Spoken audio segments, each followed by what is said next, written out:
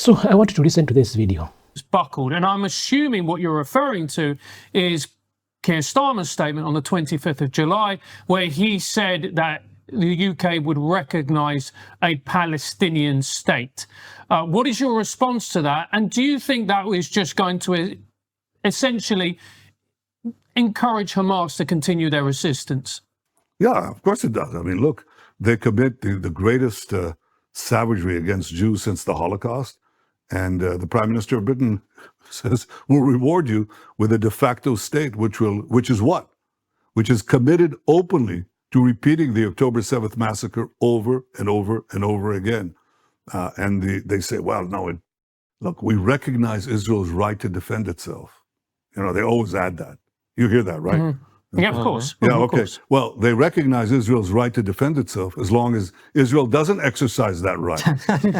So now let's imagine what would be the response of Britain if, well, in your case, about 15,000 people or 10,000 people would be butchered in one day, and you'd have, I don't know, 2,500 hostages taken. You know, would you say, oh, well, we should give our attackers a state right next to London? Of course not. What would the Americans say if you had 50,000 Americans butchered, okay, and thousands of Americans taken hostage? Obviously, they'd say. Well, you've got to understand his history. His brother was a special forces guy who was killed during a hostage rescue mission.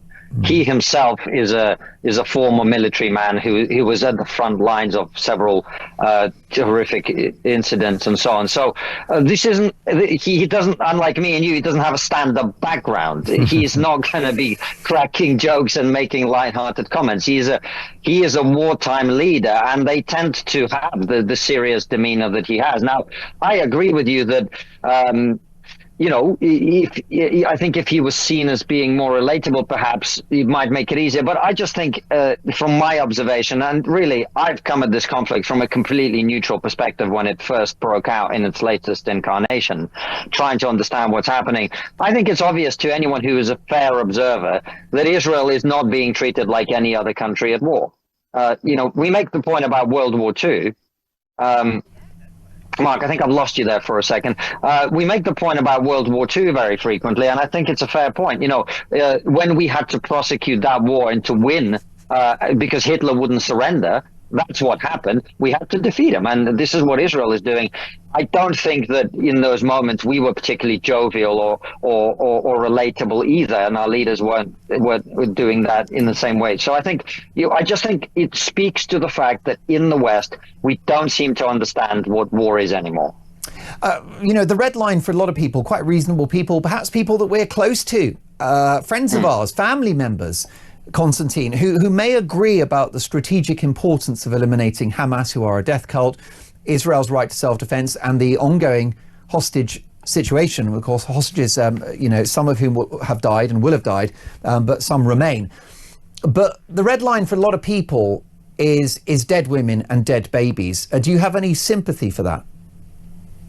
I have sympathy not only for the dead women and the dead babies. I have sympathy for the dead men in Gaza too. I have sympathy for all the people who are being killed, which is, of course, a tragedy. What is happening in Gaza is a horrific tragedy. And the question we have to ask is, why is it happening, Mark? And who is responsible? The people who are responsible for the deaths of the civilians and everyone else in Gaza are the people who conducted October the 7th, and the people who won't do the obvious thing right now.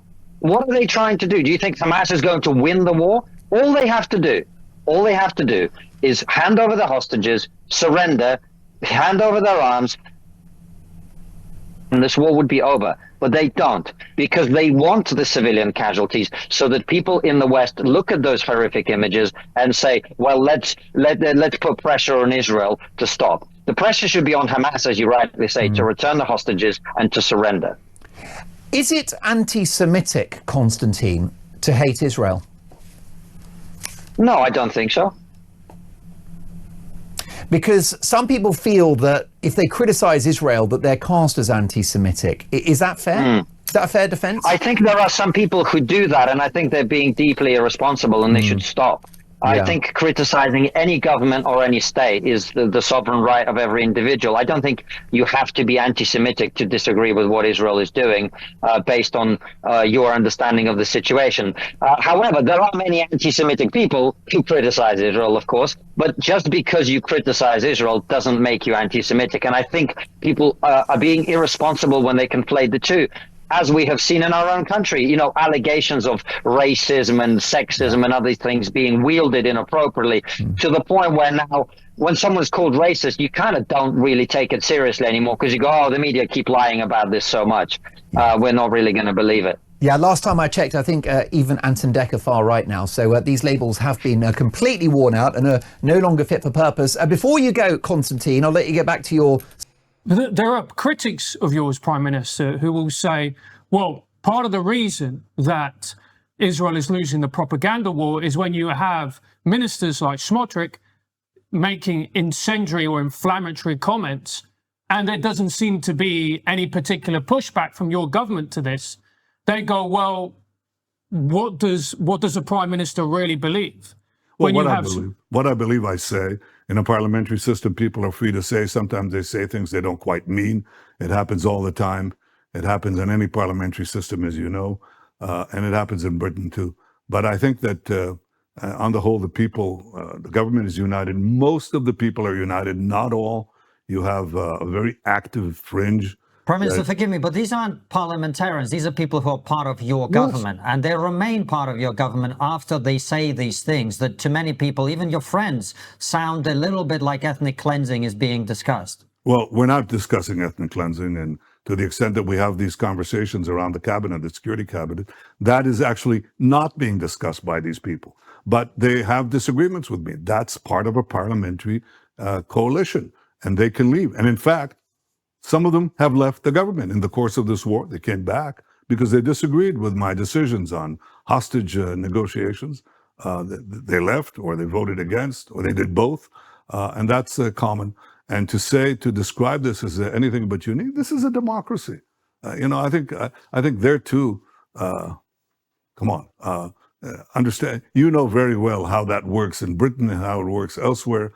I don't condone the idea of the ethnic cleansing. I don't seek to occupy Gaza and, settle it. I think that our goal there is to make sure that we have a security belt, a security cordon, which will probably... But Prime Minister, may I just interrupt? When you have your finance minister making a speech and talking about occupying Gaza, and there doesn't seem to be any pushback within the government, people quite rightly, in my opinion, would say, well, surely aren't you condoning that type of rhetoric? No. And it's exacerbating Israel's PR problem. I disagree completely. When somebody says that, and I'm asked, is that your policy? And I say, no, it's not my policy. I don't intend to build settlements or communities in Gaza, and not Israeli ones. I want a non-Israeli civilian governance after that is committed to living in peace with us and doesn't condone terror, educate their children to terror, finance terror, or launch terror, which is what Hamas does, and frankly, what the Palestinian Authority would do too. So we're not going that route. But I don't want to build Israeli communities there, and I've said it openly. And they asked me, your Minister of Finance says this, and what do you say? Well, I say I disagree with him, and I say that he's entitled to say his things. That's not ethnic cleansing. It's a view. It's a legitimate view, which I happen to disagree with. But I can tell you that I think there too, the statements that nullify and challenge the various lies that are leveled at us, you just can't keep up with it. It's like a flood. I'm too busy winning the war, sometimes winning the actual war, to debunk every single lie that is put against us or against me. You're vilified. You're a war criminal. You're a demon. You're demonized all the time. And it just say noise. Put that aside. Win the war. Win it judiciously. Use just means, and have in a just war that you have to win if you're going to live and survive in this very brutal area. And let me tell you, we will win it. And I think we'll win the peace with it too. Because I think in our area, guess what? In your area too, people respect the strong. And the strong have to win. The strong can be evil, or they can be good.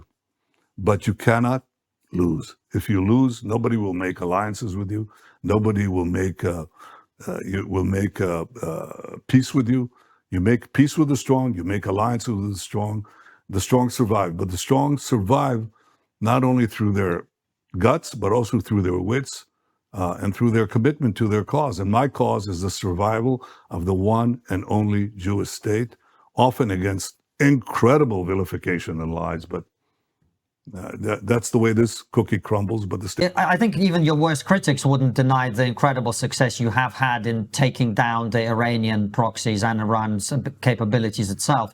But one of the things that we have heard here in the West, and I wanted to get your perspective on it, is that in the run-up to what happened on October 7th, for many, many years, Israel was allowing, the Israeli government was allowing Qatar to pump money into Hamas and using that, in effect, to strengthen Hamas against the Palestinian Authority to prevent a united Palestinian state. What do you say to those claims?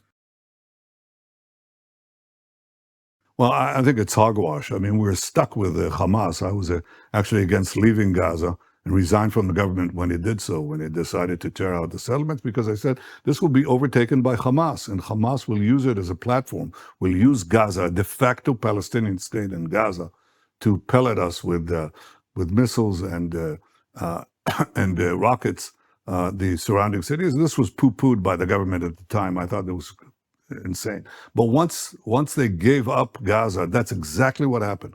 Hamas took it over and turned it into a terror bastion. And the question was, what do you do with it?